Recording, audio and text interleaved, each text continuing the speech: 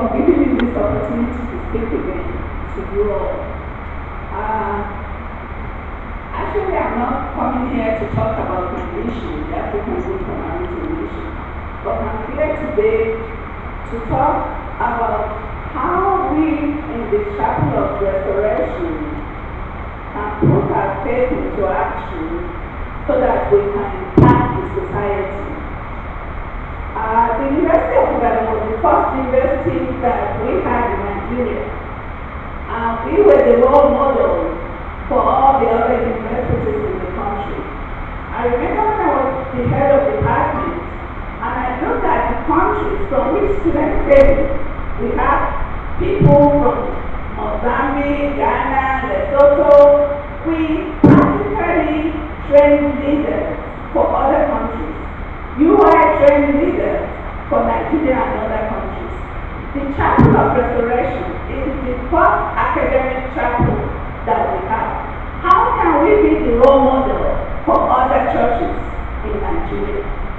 What can we do? And what we can do is putting our faith into action. And that's what I call mission ministry.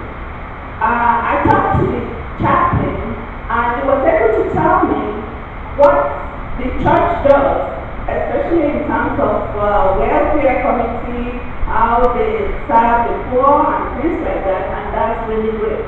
But here today I'm here to persuade that this service that the chapel is doing, we can translate it in geometric fashion. If each society in this church decide to do mission, in other words, put your faith into action in the society. We know Jesus Christ told us to love our God and then to love our neighbors. Those are the two things.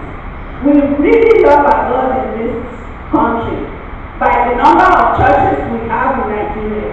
If you go through any street, you will see up to 50 names of churches. If you don't believe it, when you are going home today, count the number of signboards you see belonging to churches before you get home. I'm sure you'll be able to count 20 on your way home. But how are we affecting the society? It seems like the society is affecting the church instead of the church affecting the society. We are hearing stories of bad things being done by people that should have integrity in churches. How can we change this? How can the Chapel of Restoration be the role model for other churches? That is what I'm here to say. And first of all, before I go on, I have to thank the Youth Forum. 2 weeks ago, they gave us free calendars. They could have sold it for us. They gave us free. That is what we are talking about. How can we talk to our youth so that we won't have problems that we are having in another 20 years? The other person I like to thank, I don't know whether it's in the church, Mr. Olaibiti, who is a teacher and a pastor at Adibode. Without him, I will not be able to coordinate the students that we are sponsoring. And last but not the least, I'd like to thank the Army of God Against Bribery and Corruption, which is part of this chapel. I read the history of what they've done and I'm really impressed. 2009, when I was here, I was able to take some of their stickers which says, I will not take bribe today, or something like that. How many of you have that sticker? Do you have that sticker? If not, maybe we should produce thousands of it. And then, we can go and pray for our police. And then give them free stickers. Let them stick it on their vehicles. We said we are not going to take bribe today, and everybody will see it on their vehicle. That is the way we are changing this country. We can do it. We just need to have the courage.